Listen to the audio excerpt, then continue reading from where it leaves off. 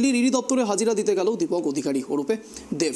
আর্থিক তছরূপ সংক্রান্ত এক মামলার ঘটালে তৃণমূল সাংসদ দীপক অধিকারী ওরফে দেবকে তলব করেছিল ইডি। দিল্লির ইডি অফিসে হাজিরা দিতে বলা হয় তাকে। নির্ধারিত সময় মেনেই বুধবার ইডি দপ্তরে হাজিরা দিলেন এই তারকা সাংসদ। এই বিষয়ে বিস্তারিত কথা বলবো। এই মুহূর্তে রয়েছে আমাদের সঙ্গে আমাদের সহকর্মী ত্রয়নের সঙ্গে কথা বলার চেষ্টা করবো। ত্রয়ন, ঠিক টাইমে একেবারে 11টার সময় পৌঁছে গিয়েছিলেন দেব, কি জানা যাচ্ছে?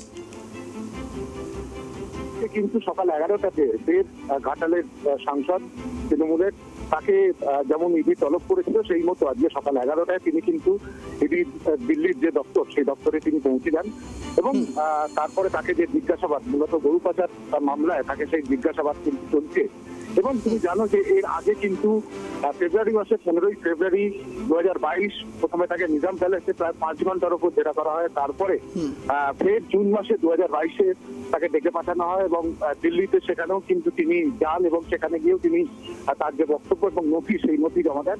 তারপরে প্রায় 1.5 বছর বাদে এই আজকে তাকে ফের ইডির সদর দপ্তরে তলব করা হয় এবং যেটা দেব তার প্রতিক্রিয়ায় বলেছেন যে চুরি করিনি, ফলে যতবার ডাকবে ততবার আসবো এবং এই বিষয়ের সঙ্গে যে আমি যুক্ত নই সেই প্রমাণ বা সেই নথি কেন্দ্রীয় তদন্তকারী সংস্থার হাতে তুলে দেবেন। সেই মোতাবেক আজকে সকাল 11টায় তিনি কিন্তু যান এবং তাকে কেন্দ্রীয় তদন্তকারী সংস্থার তরফ থেকে জিজ্ঞাসাবাদ করা হয়। মঞ্জুরি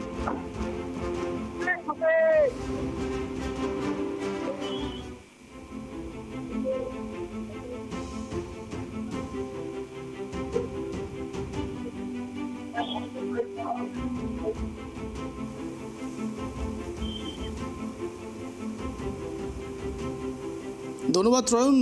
একেবারে যে বিষয়ের দিকে নজর রয়েছে, আর্থিক তছরূপ সংক্রান্ত এক মামলায় তলব দেবকে এর আগে 15ই ফেব্রুয়ারি 2022 সালে নিজাম প্যালেসে ডাকা হয়। তাকে 5 ঘন্টা জিজ্ঞাসাবাদ চলে। একের পর এক তার ওপর দিয়ে চলছে এবং রাজনৈতিক বাতাবরণের মধ্যে বারবার পড়ছেন দেব অর্থাৎ দীপক অধিকারী এবং তারপরেই আজ আবারও দিল্লিতে তলব করা হয়েছিল ইডির দপ্তরে। একেবারে সকাল 11টায় তিনি পৌঁছে যান। তিনি বারবার একটা কথাই বলছেন, যতবার ডাকবে ততবার যাব, সহযোগিতা করব শেষ অবধি। এবং এই বিষয় নিয়ে একেবারে হিরণ বারবার এই কথা বলে এসছেন যে তিনি দুর্নীতির সঙ্গে যুক্ত, অর্থাৎ দেব দুর্নীতির সঙ্গে যুক্ত। এই রাজনৈতিক বাকবিতণ্ডার মধ্যে আবারও দেবকে নতুন করে দিল্লিতে ইডির দপ্তরে ডাকা হয়েছিল আর আজ একেবারে সকাল 11টার সময় পৌঁছে যান তিনি।